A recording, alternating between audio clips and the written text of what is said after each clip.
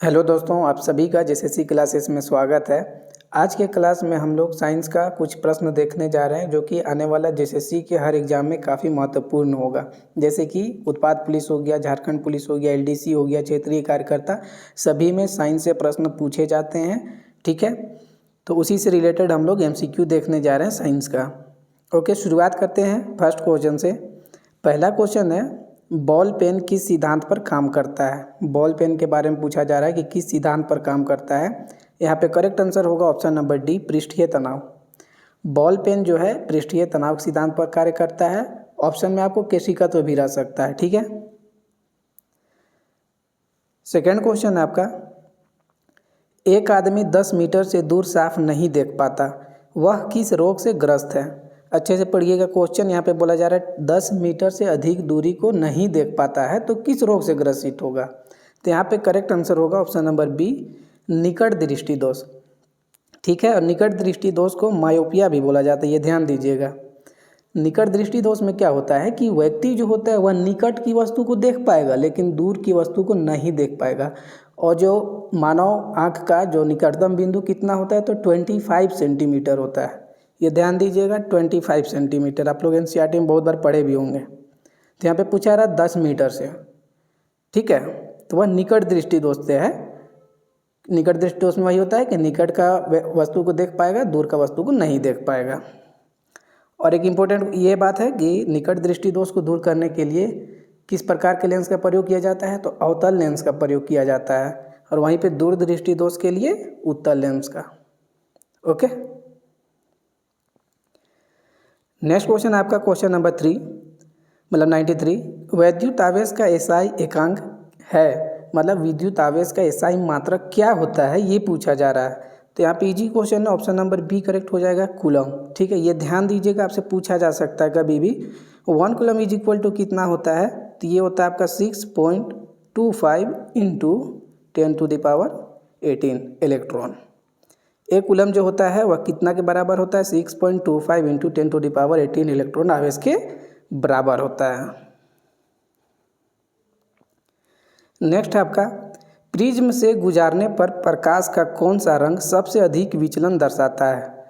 जब श्वेत प्रकाश को प्रिज्म से गुजारा जाता है तो सबसे ज़्यादा कौन सा रंग जो है सबसे ज़्यादा विचलित होता है।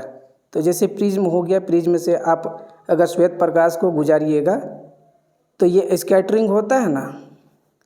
ठीक है, ऐसे 7 वो होता है, 7 रंग होता है श्वेत प्रकाश में। तो सबसे नीचे जो होता है वह वायलेट होता है, बैगनी होता है, और सबसे ऊपर जो होता है वह रेड होता है। तो यहाँ पे सबसे अधिक विचलन किसका होगा, बैगनी का। ऑप्शन नंबर सी करेक्ट हो जाएगा। ओके, ये ट्रिक आप याद कर लीजिएगा, नीचे से ऊपर में होता है विबग्योर, ये होता है। ठीक है, ये ध्यान दीजिएगा, ये ट्रिक याद कर लीजिएगा, ये नीचे से ऊपर है।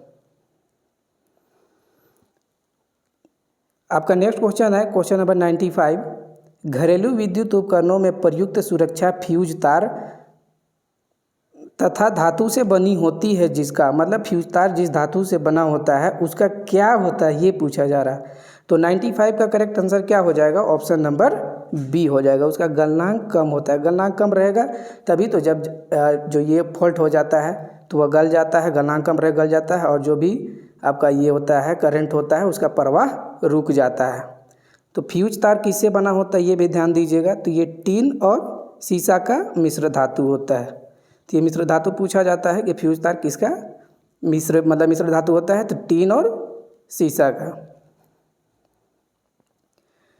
नेक्स्ट क्वेश्चन है आपका, वाहनों के अग्रद्वीपों हेडलाइटों में किस प्रकार के दर्पण का इस्तेमाल होता है। हेडलाइट में आप अवतल दर्पण का प्रयोग होता है, ये आप जानते होंगे। ठीक है, और जो पीछे देखने के लिए होता है उसमें उत्तल दर्पण का। क्वेश्चन नंबर 97 है, सौर प्रणाली की खोज किसने की थी। सौर प्रणाली का खोज किसके द्वारा किया गया था। ऑप्शन नंबर सी करेक्ट हो जाएगा, कोपरनिकस के द्वारा। नेक्स्ट आपका, सोल्डर किस धातु का मिश्रण है। किस धातु का मिश्रण होता है, तो ऑप्शन नंबर ए करेक्ट हो जाएगा, टीन और लेड यानी कि सीसा का। 99 नंबर का क्वेश्चन है कि भीड़ को तितर बितर करने में पुलिस द्वारा इस्तेमाल की जाने वाली अश्रु गैस क्या होता है। ये बहुत इंपॉर्टेंट क्वेश्चन है, हालांकि इसमें जितना भी 20 प्रश्न शामिल किया गया है सभी बहुत इंपॉर्टेंट क्वेश्चन है। ठीक है, तो आप लोग ध्यान से अच्छे से ये प्रश्न को करते जाइए। ठीक है, और जो भी एक्स्ट्रा फैक्ट हम बताते जा रहे हैं आप नोट डाउन भी कर सकते हैं, क्योंकि उन फैक्ट से भी क्वेश्चन बनता ही है हर एग्जाम में। तो भीड़ को तितर बितर करने में पुलिस द्वारा इस्तेमाल की जाने वाली अश्रु गैस क्या होता है, उसमें क्या होता है ये पूछा जा रहा है। तो वहाँ पे क्लोरीन होता है, क्लोरीन। जो अश्रु गैस होता है ना, अश्रु गैस, उसका नाम क्या होता है, अश्रु गैस का नाम होता है alpha chloro acetophenone, alpha chloro acetophenone. और इसी को और एक नाम से जाना जाता है, ये भी ध्यान दीजिएगा, क्लोरोपिक्रीन बोला जाता है, क्लोरोपिक्रीन। और इसका फॉर्मूला क्या होता है, इसका फॉर्मूला होता है CCl3NO2, NO2। ये इसका फॉर्मूला होता है अश्रु गैस का, CCl3NO2। और इसी को बोला जाता है अल्फा क्लोरो एसीटोफिनोन या फिर क्लोरोपिक्रीन बोला जाता है। तो यहाँ पे क्या दिख रहा है आपको, देखिए क्लोरीन है ना, इसलिए ऑप्शन नंबर बी करेक्ट होगा।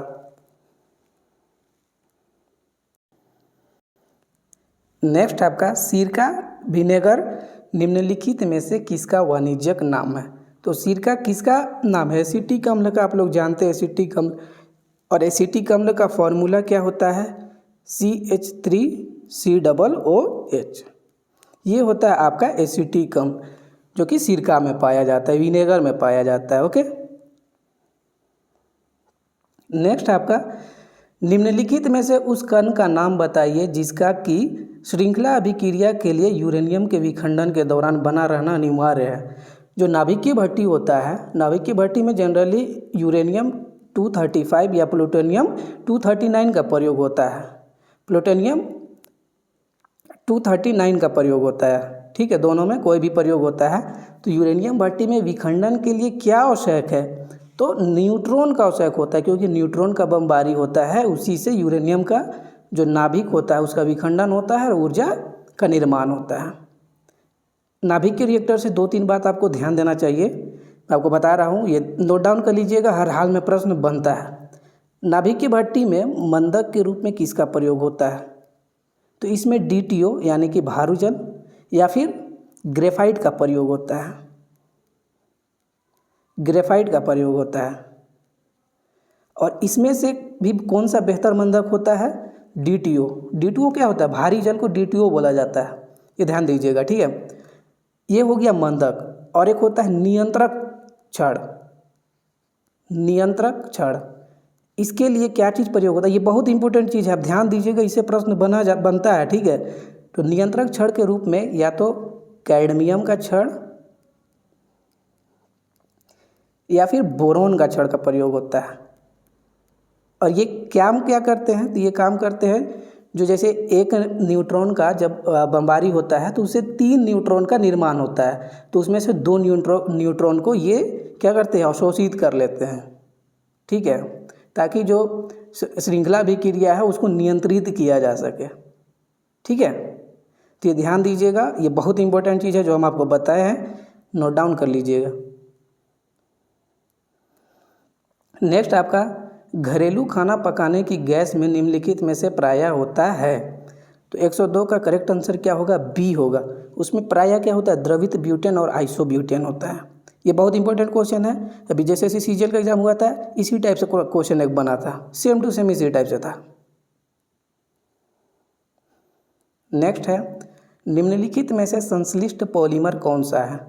संश्लिष्ट पॉलीमर बहुलक कौन सा है, तो पॉलीस्टाइरीन है, ऑप्शन नंबर सी करेक्ट होगा। नेक्स्ट है, जब मानव हृदय में बाएं निलय का संकुचन होता है तो रक्त निम्नलिखित में से किसकी तरफ जाता है। बाएं निलय में संकुचन, बहुत अच्छा क्वेश्चन है ये। आपका हृदय कैसा होता है, मुट्ठी के ऐसे होता है। ठीक है, मुट्ठी के जैसे ऐसे होता है, 4 चैम्बर होता है, आप लोग जान रहे, 4 भाग में बटा होता है। ऊपर वाला को ये हो गया बायां अलिंद, ये बायां अलिंद है। ठीक है, आप ये दायां अलिंद कर लीजिएगा, ये बायां निलय है। बायां नीले है, बायां नीले है। तो बाएं नीले का संकुचन, ठीक है, तो इसी में संकुचन होगा तो रक्त कहाँ जाएगा, और यहाँ पे होता है ये महाधमनी, यहाँ पे होता है, और महाधमनी से होते हुए शुद्ध रक्त जो है वह पूरा शरीर में फैलता है। ठीक है, ये ध्यान दीजिएगा। तो बाएं नीले में संकुचन होगा तो रक्त कहाँ जाएगा ये पूछा जा रहा है। तो आप देखिए ऑप्शन नंबर सी, महाधमनी में जाएगा। महाधमनी को ही आयोटा बोला जाता है। ठीक है, तो ये करेक्ट आंसर होगा। हम आपको बता रहे हैं, हृदय से रिलेटेड एक्स्ट्रा फैक्ट भी आपको बता रहे हैं, नोट डाउन कर लीजिएगा। ये 4 चैम्बर होता है, बायां अलिंद हो गया, दायां अलिंद हो गया, बायां नीलय और दायां नीलय। ठीक है, और बायां नीलय में होता है आयोटा यानी कि महाधमनी। तो बायां नीलय में संकुचन होगा तो फिर ये महाधमनी से होते हुए रक्त का प्रवाह होगा। ठीक है, यहाँ पे होता है फुफ्फुसीय शिरा होता है, और फुफ्फुसीय शिरा एकलौता होता है शिरा जिससे शुद्ध रक्त का वहन होता है। ये ध्यान दीजिएगा, कभी डिटेल में हृदय बहुत अच्छा से पढ़ाएंगे। नेक्स्ट आपका घरेलू खाना पकाने की गैस में निम्नलिखित में से, अच्छा ये तो हो गया, यहाँ तक हो गया। नेक्स्ट आपका 105 नंबर क्वेश्चन है, परागन के दौरान परागकणों को ग्रहण करने वाली पुष्पी भाग होता है। तो 105 का करेक्ट आंसर क्या होगा, हक बिंदु। ठीक है, ऑप्शन नंबर सी होगा। नेक्स्ट आपका किसी एथलीट को तात्क्षणिक ऊर्जा के लिए निम्नलिखित में से क्या दिया जाना चाहिए। मतलब कोई भी एथलीट है उसको तुरंत ऊर्जा प्राप्त करने के लिए क्या चीज़ दिया जाना चाहिए। तो कार्बोहाइड्रेट दिया जाता है, ऑप्शन नंबर ए करेक्ट होगा। नेक्स्ट है आपका निम्नलिखित संयोजनों में से कौन सा विषाणु वायरस मानवों के संक्रामक है। मानव को संक्रमित करने वाला विषाणु कौन सा है। करेक्ट होगा सी H5N1 जिसको स्वाइन फ्लू बोला जाता है। ठीक है, H5N1। नेक्स्ट आपका थायरोक्सिन हार्मोन स्रावित किया जाता है। कौन सा ग्रंथि से थायरोक्सिन हार्मोन का स्राव होता है। ऑप्शन नंबर डी करेक्ट होगा, ऑटू ग्रंथि जिसको बोला जाता है थायराइड ग्रंथि। थायराइड ग्रंथि से 2 हार्मोन स्रावित होता है, एक होता है थायरोक्सिन और एक होता है ट्राई आयोडोथायरोनिन। ठीक है, थायरोक्सिन हार्मोन ये इंपॉर्टेंट, बहुत इंपॉर्टेंट है, इसे आप देख लीजिएगा। इसे क्या क्या होता है, जैसे थायरोक्सिन हार्मोन, जो थायराइड ग्रंथि होता है वो कहाँ पे होता है, गला के पास होता है। ठीक है, और उसी से थायरोक्सिन हार्मोन स्राव होता है। थायरोक्सिन हार्मोन का जब शरीर में कमी होता है तो उसी से घुइंगा रोग होता है, एक होता है मिक्सिडमा रोग भी होता है, एक जड़ मानवता भी होता है। ठीक है, तो ये ध्यान दीजिएगा। 109 क्वेश्चन है, खाद्य पदार्थों के परिरक्षण के लिए प्रयोग में लाया जाने वाला रसायन है। खाद्य पदार्थों के परिरक्षण में किस रसायन का प्रयोग होता है। बहुत इंपॉर्टेंट क्वेश्चन ये, बहुत VVI कर लीजिएगा। सोडियम बेंजोइक या फिर सोडियम बेंजोएट भी रह सकता है, सोडियम बेंजोइक या सोडियम बेंजोएट भी रह सकता है। ऑप्शन नंबर बी करेक्ट होगा। ओके, नेक्स्ट आपका फलों का मीठा स्वाद किसकी उपस्थिति के कारण होता है। फलों का मीठा स्वाद किसकी उपस्थिति के कारण होगा, इसका आप लोग कमेंट करके सही आंसर बताइएगा। ठीक है, तो ये हम लोग 20 प्रश्न देखे, ये एक मॉक टेस्ट टाइप से है। ठीक है, अब नेक्स्ट वीडियो में हम लोग झारखंड जीके का भी करेंगे और इंडिया जीके का भी करेंगे। ठीक है, तो चैनल के साथ जुड़े रहिए। नेक्स्ट वीडियो में मिलते हैं, अपना ख्याल रखिए, पढ़ते रहिए। धन्यवाद।